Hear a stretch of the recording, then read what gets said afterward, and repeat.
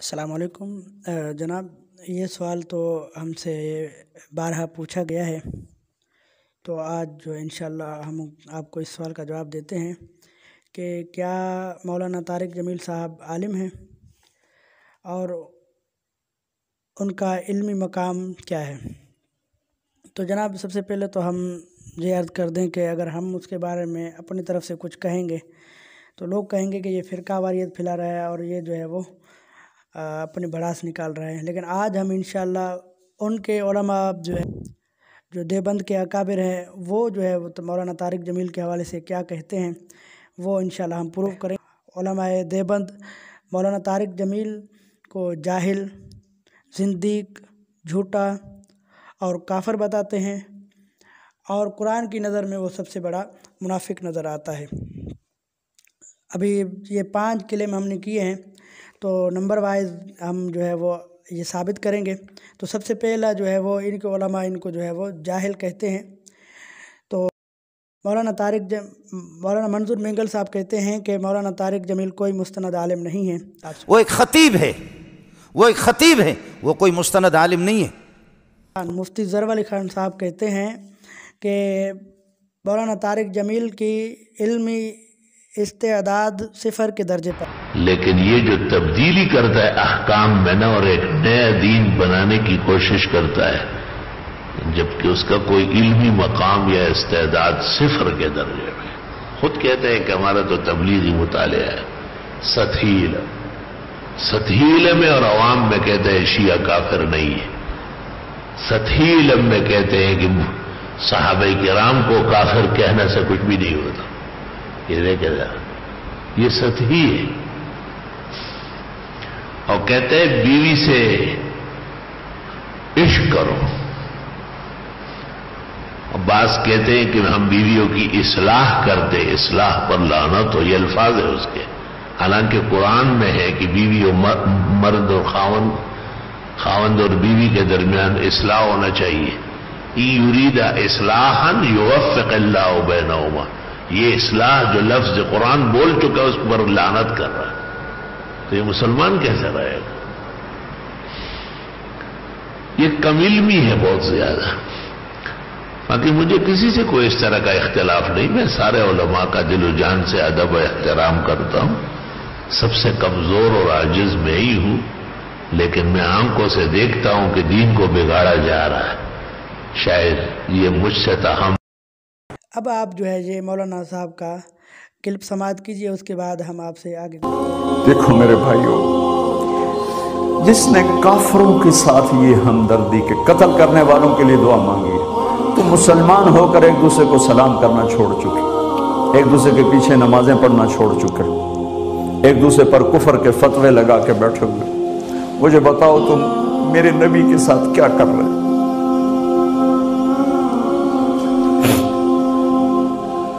وہ تمہیں فرقوں میں بانٹ کر گئے تھے یا امت بنا کر گئے تھے؟ کیوں اس نادان کھیل میں اپنی زندگی برباد کرتے ہو؟ کیوں نے مسلمان بن کے رہتے ہو؟ اس امت میں اختلاف شروع سے ہے، ہمیشہ رہے گا، یہاں تک نہ جاؤ کہ ایک دوسرے پر کفر کے فتوے۔ جنت میں کون جائے گا؟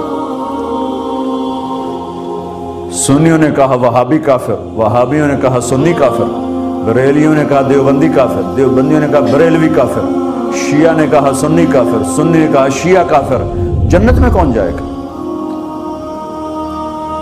کچھ تو بھائیو میرے نبی کی محنت کی قدر کرو۔ میرے نبی تو غیروں کو اپنا بنانے آئے تھے، ہم نے اپنوں کو غیر بنا دیا۔ جو نفرت کی آگ وہاں بھڑک رہی ہے، یہاں مت بھڑکاؤ۔ جاؤ میرے دیس میں دیکھو کتنے سر کٹ چکے، کتنے سہاگ اجڑ گئے، کتنی مائیں بے آسرا ہو گئیں، کتنی جوان بیٹیوں کی مانگ ویران ہو گئی۔ کیا اسی کا نام اسلام ہے؟ اسی کا نام عشق رسول ہے؟ اسی وہ دین؟ جی جناب، تو جنت میں کون جائے گا؟ تو بھائی بڑا سمپل سوال ہے، جنت میں تو وہی جائے گا جس کو مالک کی طرف سے اجازت ہوگی۔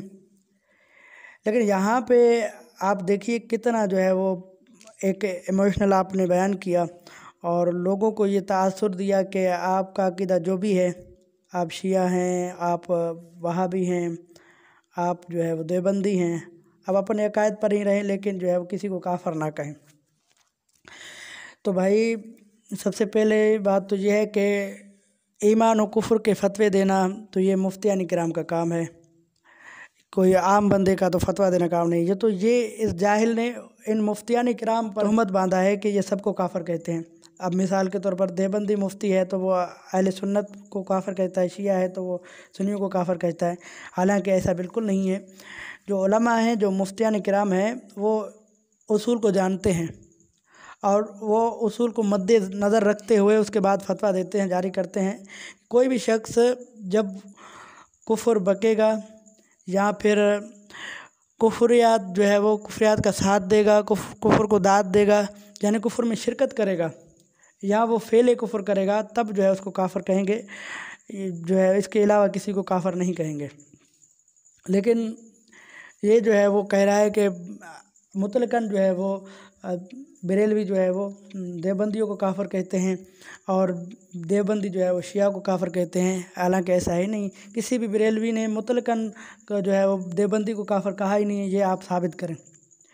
اور دوسری بات یہ ہے کہ اب اس بیان سے یہ تاثر آ رہا ہے کہ کسی کو کافر نہ کہو، جو ہے اس کا مطلب یہ ہے کہ سارے ٹھیک ہیں، حالانکہ یہ جو ہے وہ حدیث پاک کے اس کا بیان یہ خلاف ہے کہ حضور نبی پاک صلی اللہ تعالیٰ علیہ وآلہ وسلم نے ارشاد فرمایا ستفترق امتی 73 فرقۃ کلہم فی النار الا واحدہ، میرے امت میں 73 فرقے ہوں گے اور وہ سب کے سب جہنم میں جائیں گے مگر ایک۔ تو صحابہ نے عرض کیا یا رسول اللہ صلی اللہ تعالیٰ علیہ وآلہ وسلم من ہم یا رسول اللہ، وہ کون سا فرقہ ہے؟ تو حضور نے فرمایا ما انا علیہ و اصحابی۔ تو یہ سیاست کے معتبر ترین جو ہے وہ کتابوں میں حدیث پاک درج ہے اور اس میں کسی عالم کو اختلاف، اس کے جو ہے وہ سند پر کسی عالم کو اختلاف نہیں ہے، سب کہتے ہیں۔ اس بات پر تو اختلاف ہے کہ ما انا علیہ و اصحابی کے طریقے پر کون ہے، سارے کہتے ہیں کہ ہم ہیں، لیکن اس بات پر کسی کو اختلاف نہیں ہے کہ حضور نے فرمایا 73 فرقے ہوں گے اور ان میں سے ایک حق پر ہوگا۔ لیکن مولانا صاحب جو ہے وہ اس اپنے بیان سے یہ تاثر دے رہا ہے کہ کسی کو کافر نہ کہو اور جو ہے وہ سب کے ساتھ ایک ہو جاؤ، مطلب سارے صحیح ہیں۔ تو حضور صلی اللہ تعالیٰ علیہ وآلہ وسلم تو فرما رہے ہیں کہ ایک حق پر ہے اور بقیہ سارے باطل ہیں اور سارے جو ہے وہ جہنم میں جائیں گے، اور جہنم میں تو ظاہر ہے کافر ہی جائیں گے۔ مسلمان جو ہے وہ اگر سزا کے طور پر جائیں گے بھی تو کے بعد پھر وہ اللہ تبارک و تعالیٰ ان کی شفاعت فرمائیں گے، ان کو جو ہے وہ جنت عطا فرما دیں گے۔ تو آپ اندازہ لگائیں کہ کتنے بڑے یہ جاہل ہیں کہ قرآن و حدیث سے ان کی بات جو ہے وہ کتنی خلاف ہے۔ تو اگر یہ عالم ہوتے تو یہ بات تھوڑی کرتے کہ شیعہ بھی صحیح ہے تو دیوبندی بھی صحیح ہے اور جو ہے وہ اہل حدیث بھی صحیح ہے۔ تو جناب ہمارا پہلا کلیم تو ہوا کلیئر کہ آپ خود اندازہ لگیں کہ یہ کتنے بڑے جاہل ہیں اور قرآن کی نظر میں جو ہے یہ منافق ہیں۔ یہ ہمارا دوسرا کلیم ہے، دوسرا دعویٰ ہے۔ تو آپ دیکھیے کہ عوام میں تو آ کر یہ باتیں کرتا ہے کہ سارے صحیح ہیں، کسی کو کافر نہ کہو، ٹھیک ہے۔ لیکن جب یہ اسی سے جو ہے کسی نے اپنے چیلے نے پوچھا کہ یہ تو آپ غلط کر رہے ہیں، تو انہوں نے کہا کہ نہیں، یہ جو میرا سافٹ کارنر ہے کہ سب کو جو ہے وہ لے کے چلنا، یہ اصل میں یہ ہے کہ یہ دیوبندیت کو پھیلانا ہے، یہ تاکہ سب جو ہے وہ دیوبندیت میں آ جائے۔ آپ کو کون کال جو ہے وہ پہلے سماعت کریں۔ میں ان کا دفاع نہیں کر رہا ہوں بیٹا، میں اپنے جو وے آف میرا جو ورک ہے نا، میں وہ اس کی ڈیفینیشن بیٹا آپ کو بیان کر رہا ہوں۔ میں اللہ کے فضل و کرم سے اپنے اکابر کے ہی عقائد پر ہوں، لیکن یہ ہمارا سافٹ کارنر ان کے لیے، ان کو قریب کرنے کے لیے ہے۔ تو بیٹا کسی چیز میں بھی نا اس طرح ایکسٹریم ہونا یہ مناسب نہیں ہوتا۔ آپ میری اولاد کی طرح ہیں، آپ جو بھی کہیں گے میں بڑے پیار سے سنوں گا۔ ہاں، میں آپ سے یہ درخواست کروں گا، آپ میرے لیے اگر آپ سمجھتے ہیں کہ میں کوئی بہت غلط کر رہا ہوں یا کفر پھیلا رہا ہوں۔ نہیں، میں نے کفر پھیلانے کی بات نہیں کی مولانا صاحب، جو بات میں نے کہی ہے اس سے میں تجاوز نہیں کرتا۔ مجھے دین کا جو ہے نا، آپ جتنا علم نہیں ہے لیکن مجھے حدود کا ضرور پتہ ہے۔ کہ میں آپ کو نہیں کہا کفر پھیلا رہا اتنا تو کرو نا، اتنا تو کرو نا. کی بات کو ضرور پھیلائے. اس وقت جو ایک بات تو اللہ نے مجھے دی ہے نا، ایک نعمت، کہ دیوبندیت کو دنیا میں خاموشی کے ساتھ اللہ نے میرے ذریعے سے پہنچایا ہے، اور لوگوں کتنے بریلوی خاندان ٹوٹ کے آ گئے، کتنے شیعوں کے آ گئے. مت کہ دیوبندیت کو دنیا میں خاموشی کے ساتھ اللہ نے میرے ذریعے سے پہنچایا ہے، اور لوگوں کتنے بریلوی خاندان ٹوٹ کے آ گئے، کتنے شیعوں کے آ گئے. بیٹا ان کو قریب کرنے کے لیے، چونکہ آپ تبلیغ کے نہج کو پورا سمجھتے نہیں ہیں، اس لیے آپ یہ غصے ہو رہے ہیں، ناراض ہو رہے ہیں. یہ ان کو قریب کرنے کے لیے کچھ کرنا پڑتا ہے. باقی اللہ کا فضل ہے، میں اپنے اکابر کے ساتھ ہوں، انہی کے طریقے پر ہوں، لیکن تبلیغی جماعت کا نہج مختلف ہے. میں اپنے اکابر کے ساتھ ہوں، انہی کے طریقے پر ہوں، لیکن تبلیغی جماعت کا نہج مختلف ہے.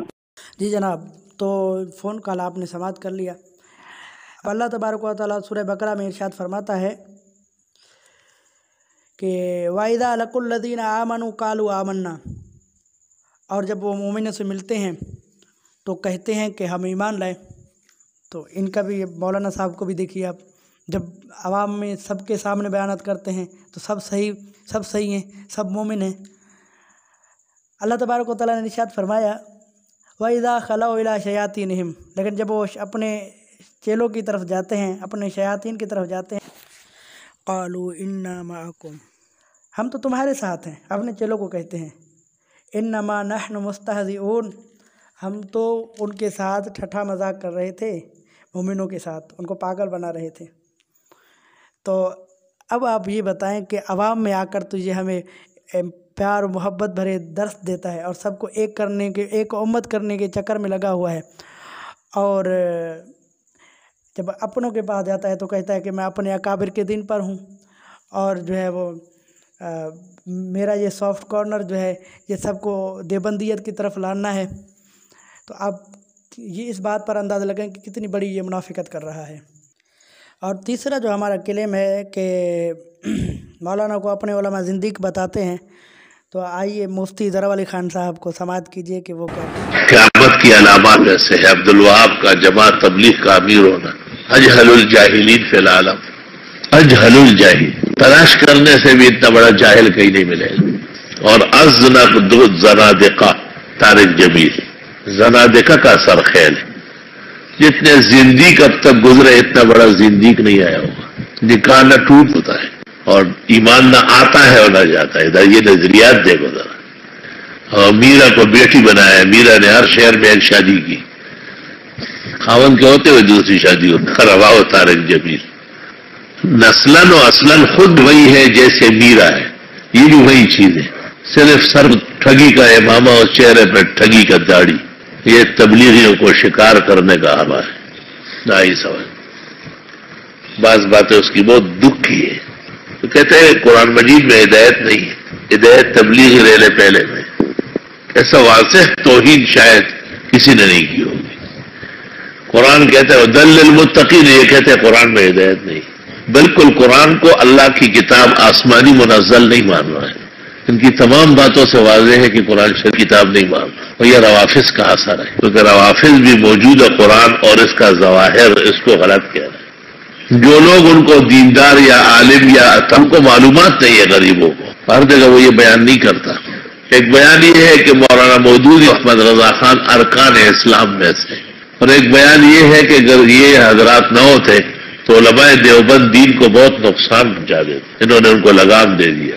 اور ایک بیان یہ ہے کہ مولانا مودودی نے زندگی بھر اقامت دین کا کام کیا ہے، اور چونکہ دوسرے علماء کو یہ توفیق نہیں ہے تو ذرو حسد ان کے خلاف فتوے لگا رہا ہے. یہ باتیں دیکھو ذرا، کیسا لگتا ہے مشترک خریدا گیا غلام ہے، زر خرید غلام ہے. صحابہ کو کافر کہنے سے کوئی کافر نہیں ہوتا. جن لوگوں نے صحابہ سے اختلاف کیا ہے وہ اعلیٰ درجے کے ایمان والے ہیں. اصل وارث دین کے روافظ ہیں، جنہوں نے تکلیف اور مصیبتیں گزاری لیکن اہل بیت کو نہیں چھوڑا. یہ گلگت میں تقریر کی اور تمام باتوں کی تصدیق کی، کسی ایک بات کا بھی نہ کہتے جو کہا ہے میں نے. اور عبد الوہاب اس کو ممبر پر بٹھاتا ہے تو معلوم ہوتا ہے کہ یہ بیٹا ہے اور وہ باپ ہے. یہ اصل جن بزرگوں نے کہا تھا کہ سچ دین نہیں ہے، موجودہ دین کو بس حق کرنا ہے، آج زمانہ ان کی تائید کر رہا ہے کہ وہی چیزیں نکل رہی ہیں۔ یہ باتیں جب مجھے جتنے دور آدمی ہے پتہ ہے، تو عبد الوہاب کو پتہ نہیں ہے، وہ کسی عالم برزخ میں رہتا ہے کیا؟ انہوں نے متفقہ اس کو چھوڑا ہے میدان میں کہ آپ ان چیزوں کو ہموار کریں۔ علماء دین شر سے پہلے واقف نہیں ہوتے، جب اس کی جڑیں لگ جاتی ہے، شاخیں نکل آتی ہے، پورا جھنڈ بن جاتا ہے، پھر کیا ہوتا ہے؟ پھر تو آپ کا مقابلہ کرتا ہے۔ اس سے پتہ چلتا ہے کہ اس کی تقریر میں جو لوگ جمع ہوتے ہیں اور بڑا رش بنتا ہے، یہ بھی ایک سازش کا حصہ ہے، یہ بھی اس کے ساتھ معاونت کرنے والوں کے کوئی حربہ ہے۔ نہ وہ خوش آواز ہے، نہ خوش الحان ہے، نہ اس کے علم میں دقت ہے، نہ صحت ہے، تمام اسرائیلیات خرافات بیان کرتا ہے۔ تو واہ، تو یہ کمزوری میں تو سب میں ہو سکتی ہے، لیکن ایک سازش کے تحت قرآن و سنت کے خلاف ایک مہم چل رہی ہے۔ وہ میڈیا اور ٹیلی ویژن وہ کم ہے، یہ بہت زیادہ ہے۔ آپ دیکھیں 2-3 سال میں ایک دفعہ اس کو ممبر پر ایوانڈ میں بٹھا لیتے ہیں۔ یہ بٹھاتے کیوں؟ اس نے توبہ کی ہے۔ کب توبہ کی؟ توبہ ہو ہی نہیں سکتی اس کی۔ اس نے خود کہا ہے یہ تو میرا مشن ہے، جن مسائل کو علماء بیان نہیں کرتے میں بیان کرتا ہوں۔ سب سے پہلے ایک قاری صاحب ہے وہاں سرگودا میں، وہ تشریف لاتے ہیں کبھی کبھی، اس نے مجھے کیسٹ سنایا۔ تو جب میں نے یہ باتیں سنی بڑی حیرت کی میں نے کہ وہ کہتے ہیں قرآن شریف میں یا سیرت النبی میں یا مغازی کے اندر ہدایت نہیں ہے، ہدایت کے دین سے نکل کر بنی اسرائیل میں جانا پڑے گا۔ تو میں بڑا حیران ہوا۔ محمد انور شاہ کو میں نے بلایا، اس کو سنایا، تو اس نے کہا کہ چونکہ وہ دین کا بہت بڑا دائی ہے نا، تو بے دین لوگ ان کو نہیں چلنے دے رہے۔ اور اس نے فون آن کیا، معلوم ہوتا ہے کہ محمد انور شاہ کا ان سے رابطہ تھا، تو اس نے فون اٹھایا کہ ابو سے بات کریں۔ میں نے پوچھ لیا تو اس نے کہا یہی بات میں نے کہی، یہ میری تقریر ہے۔ لے میں نے انور شاہ کو کہا اب جواب دو۔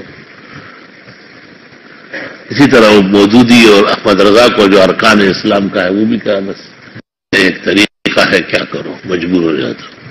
یہ طریقہ ہے، جب آپ کہیں گے تو کہیں گے بس ختم ہو گیا، آپ نے غلط۔ بالکل ختم نہیں، وہ اس پر پورا ڈٹا ہوا ہے۔ اس کے بعد امریکہ میں ایک جگہ یہ بیان کیا، تو گلگت میں سالانہ اجتماع کے اخیر میں شیعہ ملنے آئے، تو ان کو دیکھ کے لوگوں کو کہا آپ یہ نہ سمجھے کہ یہ کون آیا، یہ اس دین کے اصل وارث آ گئے۔ لیکن پوری تقریر کو جو ہے نا شکار، وہ صرف شکار کے لیے، اصل جملہ اس کا یہ ہے کہ یہ اس دین کے اصل وارث لوگ یہ آ گئے۔ اور چوتھا جو ہمارا کلیم ہے کہ مولانا کو اپنے علماء کافر بتاتے ہیں، تو آئیے وہ ثابت کرتے ہیں کہ سب سے پہلے تو آپ کو یہ ہم بتا دیں کہ مولانا کے دل میں انبیاء کے بارے میں کتنا بغض ہے، تمام انبیاء کے بارے میں۔ تو سب سے پہلے تو حضور صلی اللہ تعالیٰ علیہ وسلم کا گنبد بھی ہے، ان سے برداشت نہ ہوا، کہا کہ یہ سبز گنبد بھی توڑ دیا جائے، یہ سبز گنبد بھی توڑ دیا جائے، قبر پہ گنبد بنانا منع ہے، اور بالکل صحیح بات ہے، منع۔ یہ سبز گنبد بھی توڑ دیا جائے، قبر پہ گنبد بنانا منع ہے، اور بالکل صحیح بات ہے، منع۔ قبر پہ گنبد بنانا منع ہے، تو توڑ دیا جائے۔ اور دوسری بات کہ اس نے اہل بیت کے بارے میں کتنا یہ بغض رکھتا ہے، کہ حالانکہ اہل بیت کو دکھانا اور یہ حضور صلی اللہ تعالیٰ علیہ وسلم کو تکلیف پہنچانا ہے۔ کہتا ہے کہ کیسا پاگل تھا حسین جو سر نیزے پہ چڑھا دیا، تو پاگل تھا حسین جو، تو پاگل تھا حسین جو، تو پاگل تھا حسین جو، تو پاگل تھا حسین جو سر نیزے پہ چڑھا دیا۔ دیوانی تھی آل رسول، دیوانے تھے، انہوں نے ویاڑی والوں سے سیکھا ہی نا۔ اے ہے بڑے کملے نکلے اہل بیت، اے ہے بڑے کملے نکلے اہل بیت۔ پاگل تھے نیزوں پہ سر چڑھ گئے، پاگل تھے نیزوں پہ سر چڑھ گئے۔ 2 سال کا معصوم بچے کا سر بھی نیزے پہ چڑھا ہوا ہے۔ یہ کون ہے؟ یہ عبداللہ بن حسین ہے، اور آج حسین کا سر کٹا ہوا ابن زیاد کے سامنے ہے، اس کے ہاتھ میں چھڑی ہے، اور یوں منہ پہ مار رہا تھا، ایسے ایسے مار رہا تھا، یہاں وہ ہونٹوں پہ چھڑی لگتی تھی، ایسے ہونٹوں پہ آ کر لگتی تھی۔ کیسا پاگل تھا حسین، کیسا پاگل تھا حسین، جو ویاڑی والوں سے سبق ہی نہ سیکھا اور ساری اولاد ذبح کروا دی۔ पाकिस्तान वालों से सबक ही ना सीखा, आज के आशिकों से सबक ही ना सीखा और सारी नस्ल कटवा के रख दी। और हज़रत सैयदना इब्राहीम खलीलुल्लाह नबी अलैहिस्सलातु वस्सलाम के शान अक़दस में कितनी गुस्ताखी लहजे में ये बात कर रहा है कि 90 और 92 साल का बूढ़ा तो मुर्गी नहीं ज़िबा कर सकता। 84 साल की उम्र में, 80 से 84 बरस की उम्र में के दरमियान बच्चा हुआ है। जब वो 5 से 10 साल का हुआ है और इब्राहीम 90 क्रॉस कर गए, 90 का बैरियर क्रॉस कर गए, जब मुर्गी को ज़बह करते भी हाथ कांपे। 90 बरस 92 साल का बुढ़ा तो मुर्गी नहीं ज़बह कर सकता। 90 बरस 92 साल का बुढ़ा तो मुर्गी नहीं ज़बह कर सकता। 90 बरस 92 साल का बुढ़ा तो मुर्गी नहीं ज़बह कर सकता। 90 बरस 92 साल का बुढ़ा तो मुर्गी नहीं ज़बह कर सकता। तो उसको कहा जा रहा बच्चा ज़बह कर।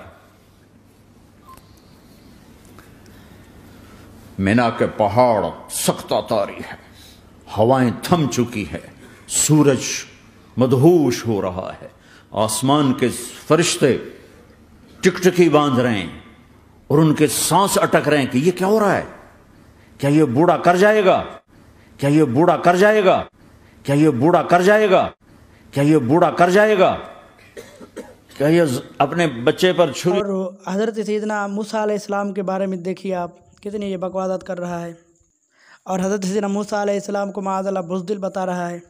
लंबा जैसे वो अफ्रीका के कई मीटर के सांप होते हैं वो, तो मूसा अलैहिस्सलाम हैरान परेशान, तो उसने जब यूं मुंह खोला, मूसा अलैहिस्सलाम ने लगाई दौड़, भागे ऐसा, अल्लाह बड़ा हंसा होगा कि अल्लाह ने वो चाल बताई, भागे ऐसा, अल्लाह बड़ा हंसा होगा कि अल्लाह ने वो चाल बताई, का मेरा मूसा ऐसे भागा कि पीछे मुड़ के ही नहीं देखा।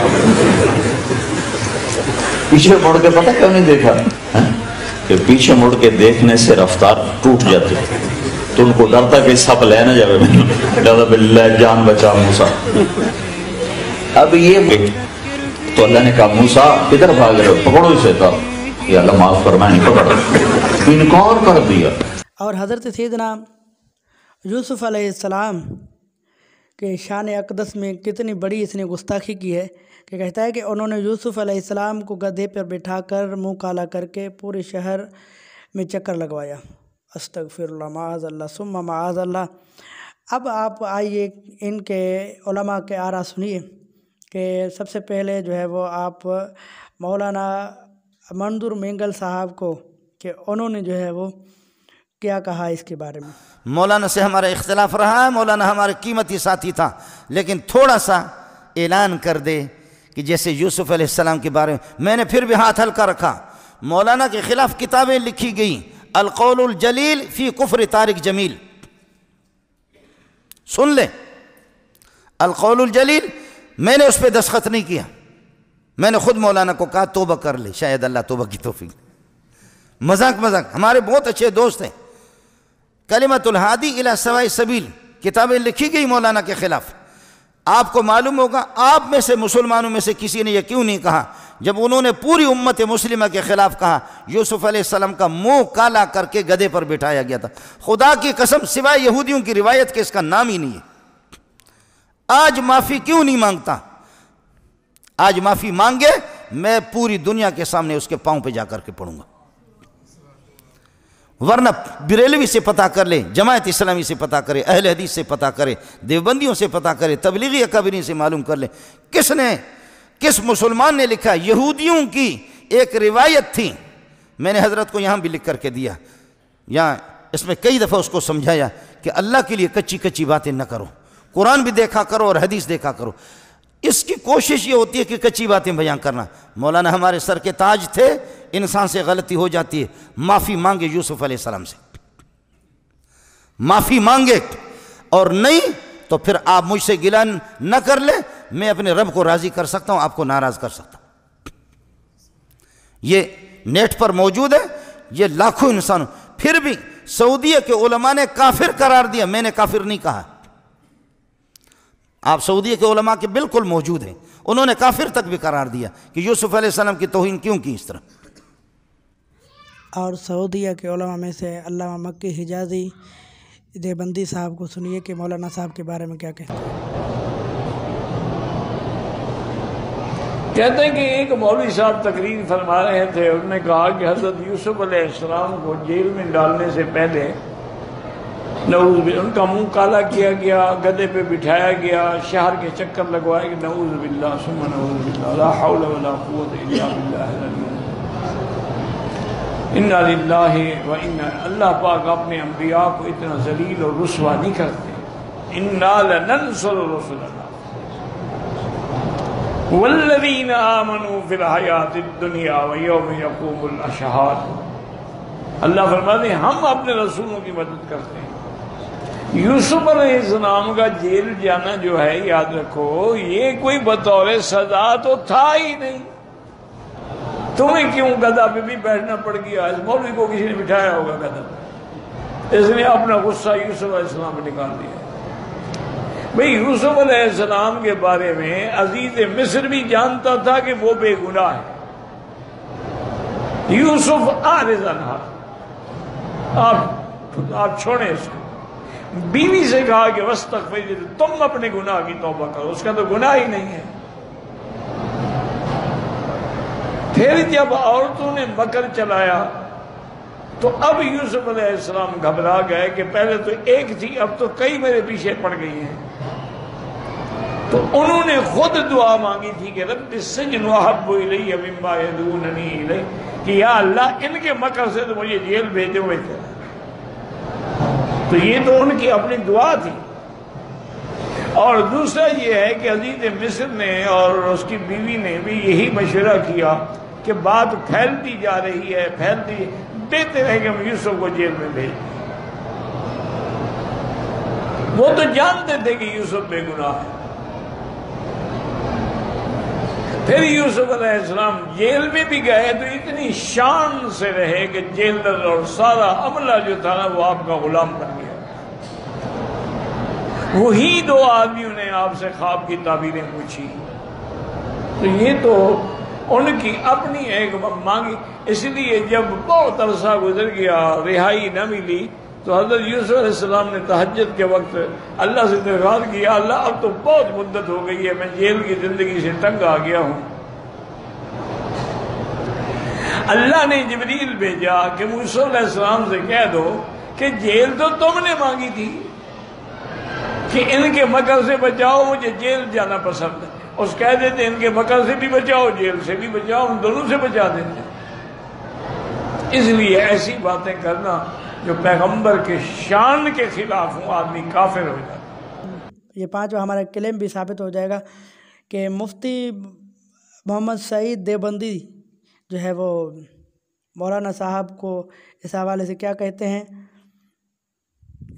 مفتی محمد سعید جو ہے وہ دیوبندی، انہوں نے جو ہے وہ یہ بتایا ہے کہ جب اس نے یہ حضرت سیدنا یوسف علیہ السلام کے شان اقدس میں گستاخی کی تو مفتی محمد سعید دیوبندی نے ان کے تردید میں کہا کہ یہ سب سے بڑا جھوٹا ہے۔ تو آپ دیکھیے، بچے نے سوال کیا ہے نا کہ اس زمانے میں جھوٹی احادیث ہیں، اس کا آپ بتا دیں۔ ابھی تک تو کوئی کتاب لکھی نہیں۔ یہ ابھی ایک بیان آیا مولانا طارق جمیل صاحب کا کہ یوسف علیہ السلام کی جب جیل بھیجا گیا تو اس سے پہلے ان کا منہ کالا کر کے پورے شہر میں بھجایا گیا۔ کہاں یار سیدنا یوسف علیہ السلام کا ولیعاذ باللہ خدا کے پیغمبر تھے، کس نے آپ سے کہہ دیا کہ ان کا منہ کالا کیا گیا؟ جھوٹ کسی اور نے لکھا ہے، آپ اسے پبلک کو بتا رہے ہیں، آپ قائد ہیں، ہزاروں آدمیوں کی آپ رہنمائی فرما رہے ہیں، آپ پڑھیں تو صحیح نا، کوئی حوالہ تو بتائیں کہاں لکھا ہے۔ مولانا طارق جمیل صاحب کے کئی بیانات 10 سن لو، اور ان 10 میں جتنی حدیثیں وہ کہتے ہیں سب جھوٹ ہیں۔ اس 20 سال ہو گئی اس صدی کو، یہ ہماری بات ہزاروں لوگ سنیں گے، ان 20 سالوں میں اتنا بڑا جھوٹا حضور صلی اللہ علیہ وسلم پہ جھوٹ اور تہمت لگانے والا ہم نے نہیں دیکھا جتنے مولانا طارق جمیل ہیں۔ 10 کیسٹیں سن لو، حدیثیں لے آؤ، ہمارے پاس حضرت ہی کے بعد جاؤ، کہو حضرت یہ ذرا حدیث کہاں آئی ہے دکھا دیں۔ پورا ڈھونگ رچایا ہے حضور صلی اللہ علیہ وسلم کے والد دادا پر نبی کریم صلی اللہ علیہ وسلم کی چند ایک پشتوں کا ذکر ملتا ہے۔ طارق جمیل صاحب پورا بیان کرتے ہیں کہ فلاں سے آدم علیہ السلام تک پہنچاتے ہیں۔ اے حضرت آدم علیہ السلام تک کہاں پہنچاتے ہیں؟ آپ اسے ثابت بھی کریں۔ 40 باپ آپ گنتے ہیں، دادا پردادا 40 پشتیں، 40 پشتوں میں حضرت عبداللہ سمیت رسول اللہ صلی اللہ علیہ وسلم کے والد سمیت ہر ایک کی عمر اگر 1,00,000 سال بھی مان لی جائے تو دنیا 40 لاکھ سال سے زیادہ پرانی۔ آپ ان آثار قدیمہ کو کیا کریں گے؟ آپ سائنس کی تحقیق کو کیا کریں گے؟ جب یہ جھوٹ ہے تو کیوں آپ لوگوں کے منہ آتے ہیں؟ اگلے جو منکر اور دہری ہیں وہ کہیں گے حضرت دنیا بنے کروڑوں سال ہو گئے، کس آدم کی بات آپ کر؟ کتنے جھوٹ گنوائیں؟ حضرت رسالت پناہ صلی اللہ علیہ وسلم کا نسب یہ ہے، یہ سب جھوٹ ہے۔ اللہ کہتا ہے تو یہ کر تو میں یہ کر، تو یہ کر کے تو دیکھ میں یہ کروں گا، تو کر کے تو دیکھ یہ میں کروں گا۔ یہ 8-10 جھوٹ گھڑے ہوئے، بڑا پاپولر ہوا، لوگوں نے بینرز اس کے چھاپ دیے۔ ایک صاحب ہمارے بھی دوست تھے، ہم اس میں لکھ دیا مسند احمد میں آیا، میں نے کہا مسند احمد یہ پڑھیے ذرا نکال دیں یہ کہاں ہے، چپ۔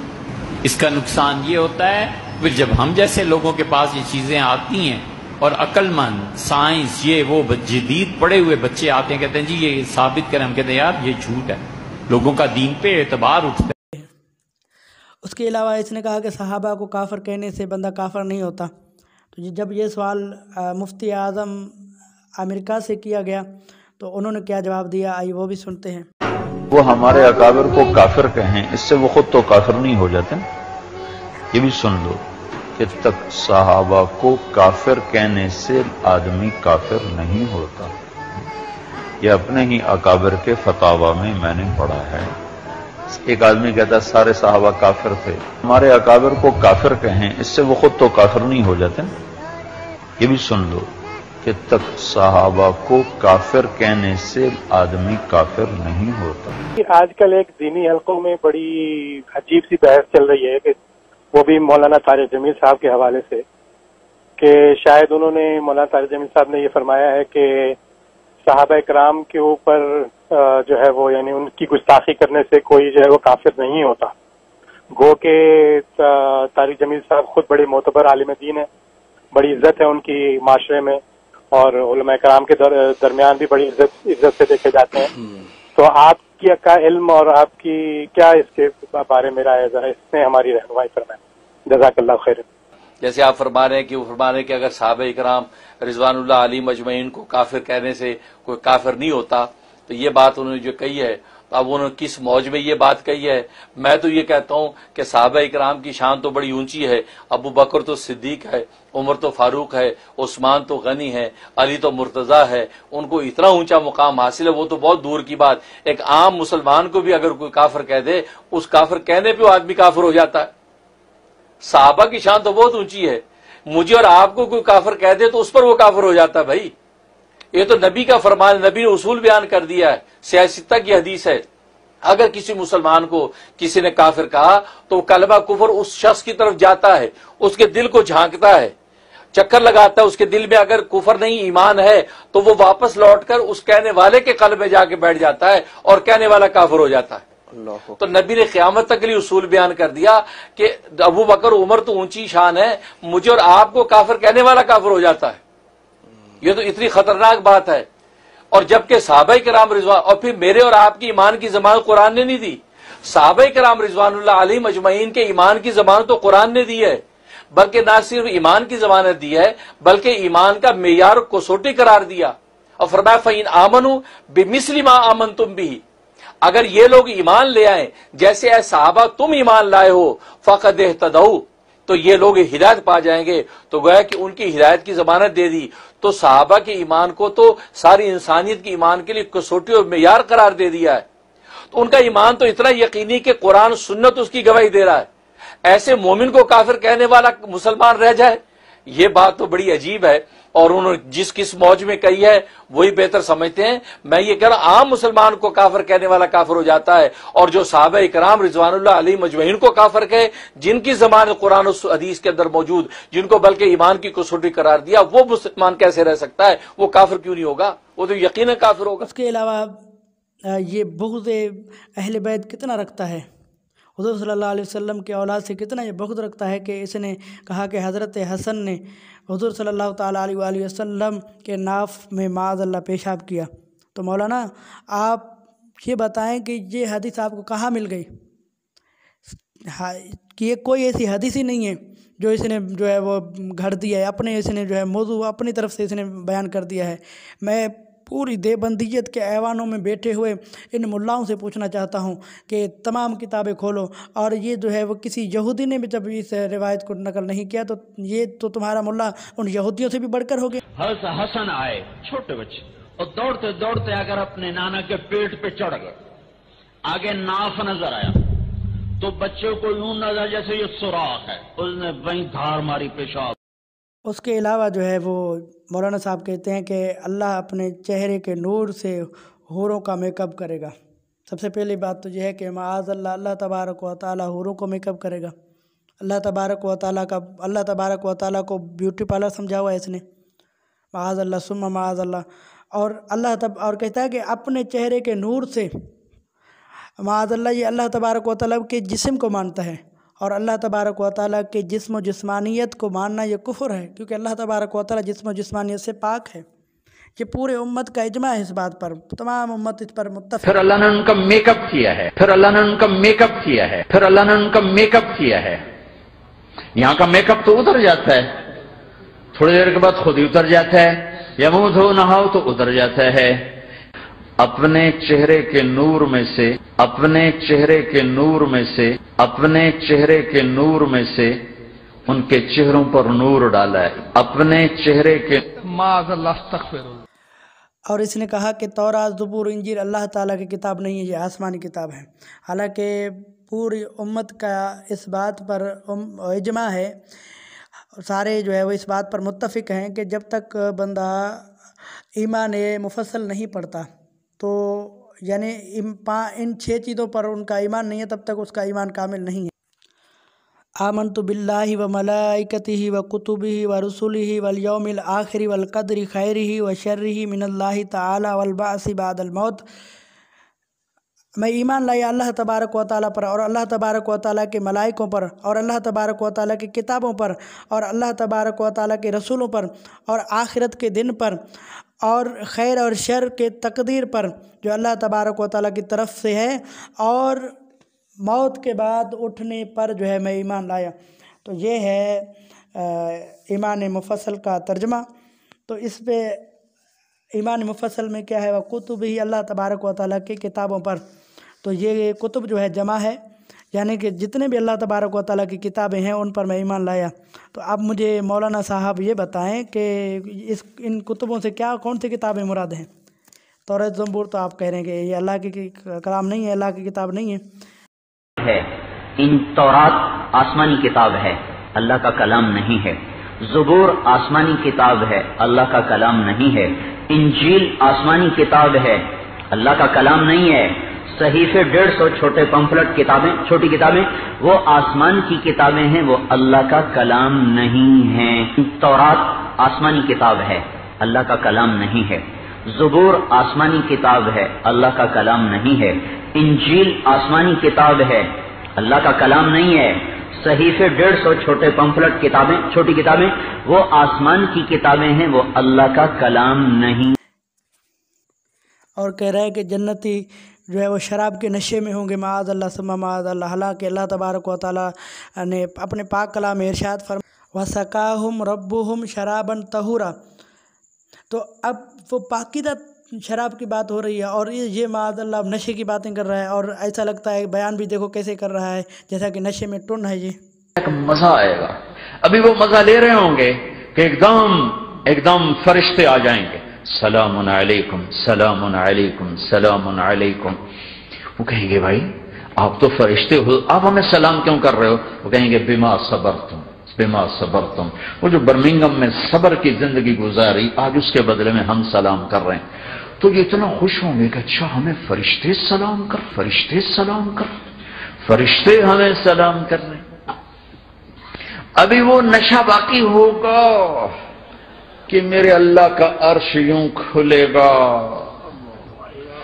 اور اللہ سامنے آ کر فرمائے گا سلام قولا من رب الرحیم۔ ابھی وہ نشہ باقی ہوگا کہ میرے اللہ کا عرش یوں کھلے گا اور اللہ سامنے آ کر فرمائے گا اور اللہ سامنے آ کر فرمائے گا اور اللہ سامنے آ کر فرمائے گا سلام قولا من رب الرحیم۔ تو یہ چند جو ہے وہ ان کے کفریہ باتیں ہم نے ذکر کی ہیں، اس کے علاوہ بہت سارے ہیں، لیکن وقت کی قلت کی وجہ سے چند چیزیں جو ہے وہ اپنے کانٹینٹ کو شارٹ کرنے کی وجہ سے ہم نے چند چیزیں جو ہے وہ آپ کو ذکر کیے ہیں۔ اب اس جو ہے میرے ویڈیو کو دیکھنے کے بعد بہت سارے لوگ کہیں گے یہ تو مکسنگ کر کے اس نے جو ہے وہ بیانات لگائے ہیں، ایڈیٹنگ جو ہے وہ کر کے اس نے غلط ملت کر کے وہ جو ہے وہ لگائے ہیں۔ تو بھائی سب سے پہلی بات تو یہ ہے کہ میں نے مفتی سعید اور مولانا منظور مینگل، مفتی ظفر علی خان تو مر گئے، لیکن مفتی منظور مینگل جو ہے وہ یہ آپ کے شیخ الحدیث صاحب یہ بھی ابھی زندہ میں ہیں اور دور بھی نہیں ہیں، کراچی میں ہی ہیں، ٹھیک ہے۔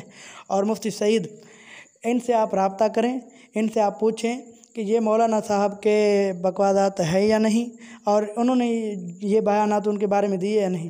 اگر انہوں نے یہ بات نہیں کی، انہوں نے ان کے بارے میں جو ہے وہ انکار کر دیا، تو آپ مجھ پر مقدمہ دائر کر دیں۔ لیکن اگر ہیں ان کے یہ بکواسات ہیں تو پھر آپ ہوش کے ناخن لیں، آپ انصاف کریں یہ کس دلدل میں آپ کو دھکیل رہا ہے۔ ہم تو ڈوبے ہیں صنم، تمہیں بھی لے ڈوبیں گے۔ یہ میرا ویڈیو تمام منصف، یہ میں اپنا ویڈیو تمام انصاف پسند لوگوں کے عدالت میں پیش کرتا ہوں، اب اس کے بعد آپ فیصلہ کریں۔ اچھا دیکھیے، جب شخص اتنا گمراہ ہو چکا ہو تو پھر اس کے بیانات سننا یہ گناہ ہوتا ہے، اس کو سننا منع ہے۔ اس کے آپ جو ہے وہ مجھ پر آپ یقین نہ کریں، مفتی ظفر علی خان صاحب کو ہی آپ سن لیں۔ طارق جمیل کی اس زمانے میں تقریر سننا گناہ سے خالی نہیں ہے، کیونکہ اس کی تقریر جادہ حق سے ہٹی ہوئی ہے، اہل سنت والجماعت کے خلاف رفض اور بے دینوں کی باتیں کر رہا ہے، اس لیے اس سے پرہیز مناسب۔ اب آپ مجھے یہ بتائیں کہ